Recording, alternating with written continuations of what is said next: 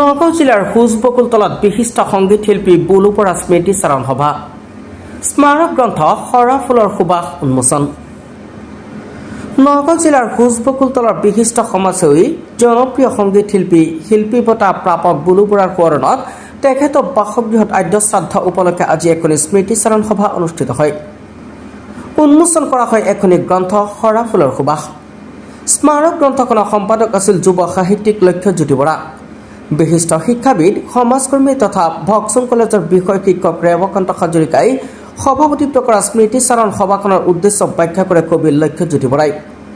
গ্ৰন্থখন আনুষ্ঠানিকভাৱে উন্মোচন কৰে প্ৰবীণ অভিনেতা সমাজ সংগঠক তথা অসম চৰকাৰৰ প্ৰাক্তন কেবিনেট মন্ত্ৰী উমেশ চন্দ্ৰ দাসে।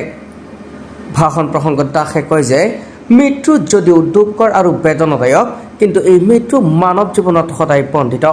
লগতে দাসে প্ৰয়াত বুলু বৰাৰ জীৱন আৰু কৰ্মৰাজিৰ বিষয়ে বহলভাৱে বক্তব্য আগবঢ়ায়।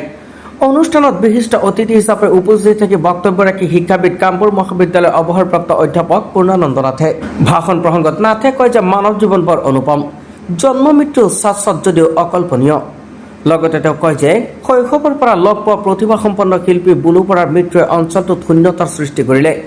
উক্ত অনুষ্ঠানত উপস্থিত থাকি বক্তব্য ৰাখে বিশিষ্ট সমাজসেৱক তথা শিল্পী বঁটা প্ৰাপক দেৱকুমাৰ নাথ, অৱসৰপ্ৰাপ্ত আৰক্ষী বিষয়া বুদ্ধেশ্বৰ খাউণ্ড, মঞ্চশিল্পী মান্না ৰাজা, স্মৃতিগ্ৰন্থ সম্পাদনা উপ সমিতিৰ সভাপতি মীনা বৰাই।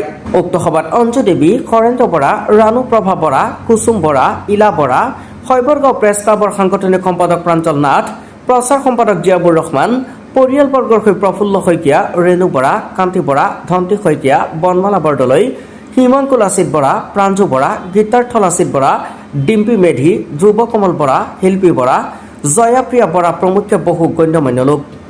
উল্লেখ্য যে উক্ত স্মৃতিচাৰণ সভাতে নগাঁও জিলা আয়ুক্ত, নগাঁও ভট্টদ্ৰৱা সমষ্টিৰ বিধায়ক আৰু উত্তৰ পেটবঢ়া শংকৰ মাধৱ কৃষ্টি বিকাশ কেন্দ্ৰ আৰু বন্তি পুথিভঁৰালৰ তৰফৰ পৰা প্ৰয়াত বুলু বৰা পৰিয়াললৈ একোখনকৈ শোকপত্ৰ প্ৰদান কৰে। নগৰৰ পৰা প্ৰাঞ্জল নাথৰ ৰিপৰ্ট। নমস্কাৰ। আজি সংগীত শিল্পী যি বুলু বৰা আজি পবিত্ৰ আদ্য শ্ৰাদ্ধ এখন তেওঁৰ স্মৃতিৰ ৰক্ষা কৰি আজি এখন গ্ৰন্থ উন্মোচন কৰা হৈছে। তাত আপুনি অতিথি হিচাপে উপস্থিত আছে, কি ক'ব? বুলু বৰা তেওঁ যোৱা 7 ফেব্ৰুৱাৰী তাৰিখে আবেলি 3:05 তেওঁ অজান মুলুকলৈ গুচি গ'ল।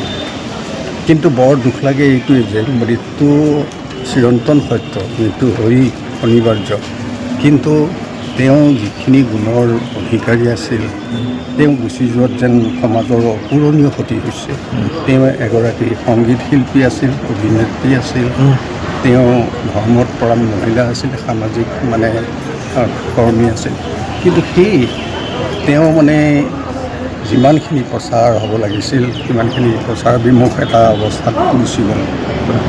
তথাপি তেওঁ সংগীত শিল্পী হিচাপে শিল্পী বঁটা পাইছিল আৰু ৰাইজৰ ওচৰত তেওঁ অভিনয় কৰি, বিশেষকৈ কেলিগোপাল নাটৰ ৰাসৰ কৃষ্ণৰ যিটো অভিনয় সেইটো মন পৰশা আছিল, সেইটো ক'ব লাগিব। আমি সেইটো দেখিছোঁ। আৰু তেওঁ গীতৰ এটা মূৰ্ছনা সুৰীয়া সুৰ তেওঁ আজি কি হৈছিল, স্তব্ধ হৈ গ'ল। সকলোৰে মনত তেওঁ সুৰীয়া সুৰবিলাক বাজি থাকে। তেওঁ আছিল এগৰাকী বৰ গুৰুক সন্মান কৰা আৰু অমায়িক ধৰণৰ ছাত্ৰী আছিলে। গতিকে তেওঁ কোনো দিনেই গুৰুক তেওঁ অসন্মান কৰোৱা নাছিল। এই গুৰু ভক্তিটোৰ কাৰণেই ক'ব লাগিব তেওঁ আমাৰ যিখন স্মৃতি গ্ৰন্থ ডিমৌ চৰ্দাৰ বল্লভভাই পেটেল বিদ্যালয়ৰ শতবৰ্ষৰ স্মৃতি গ্ৰন্থ, সেই ডিমৌ জ্যোতিত তেওঁ এটা বৰ সুন্দৰ লিখিছিলে, প্ৰবন্ধ লিখিছিলে। সেইটো হৈছে যে গুৰু শিষ্য অতীত আৰু বৰ্তমান, সঁচাকৈ তত্ত্বগধুৰ তেওঁৰ লেখনি সেইটো। গতিকে তেওঁ যে বিভিন্ন জ্ঞান আছিল, তেওঁ যে বহু গুণৰ অধিকাৰী আছিল, মই উপলব্ধি কৰিছোঁ। তেওঁ আমাৰ মাজত আজি নাই, কিন্তু তেওঁৰ বিশিষ্ট গুণবিলাক আমি যদি ভালকৈ নিৰীক্ষণ কৰি চাওঁ, তেতিয়াহে ধৰিব পাৰিম যে তেওঁ সঁচাকৈয়ে বহু গুণৰ অধিকাৰী আছিল আৰু আজি আমাৰ মাজৰ পৰা গুচি যোৱাত সমাজৰ অপূৰণীয় ক্ষতি হ'ল। এই অনুভৱ আজি ৰাইজৰ হৈছে, সমাজৰ হৈছে। ধন্যবাদ। হয়, আজি কোচ বকুলতল নিবাসী বুলু বৰা বাইদেউৰ আদ্য শ্ৰাদ্ধৰ দিন।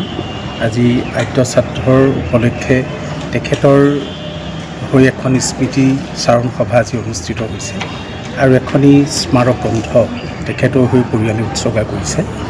অতি সুন্দৰ মনোমোহা গ্ৰন্থখন তেওঁৰ বাল্যকাল, শৈশৱকাল, ছাত্ৰী জীৱনৰ, সামাজিক জীৱনৰ, সাংস্কৃতিক জীৱনৰ আৰু নগাঁৱৰ বিভিন্ন সমাজ অনুষ্ঠানৰ লগত জড়িত তেওঁৰ বিভিন্ন পদক্ষেপ ইত্যাদি গুণ ৰাখি এই গ্ৰন্থখনত সুন্দৰকৈ প্ৰতিফলিত হৈছে।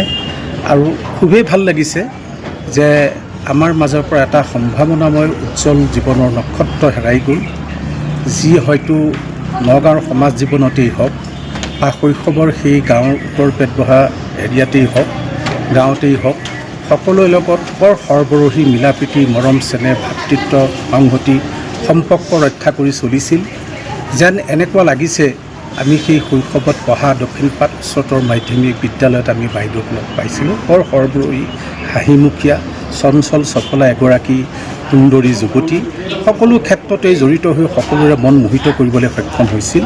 সঁচাকৈ তেখেতৰ অৱৰ্তমানত তেখেতৰ এই অকাল বিয়োগত আমি মৰ্মাহত হৈছোঁ, দুঃখিত হৈছোঁ আৰু আমাৰ সামাজিক, সাংস্কৃতিক, ৰাজনৈতিক, অৰ্থনৈতিক, শৈক্ষিক জীৱনত এটা অপূৰণীয় ক্ষতি হ'ল বুলি আমি অনুভৱ কৰিছোঁ। ধন্যবাদ।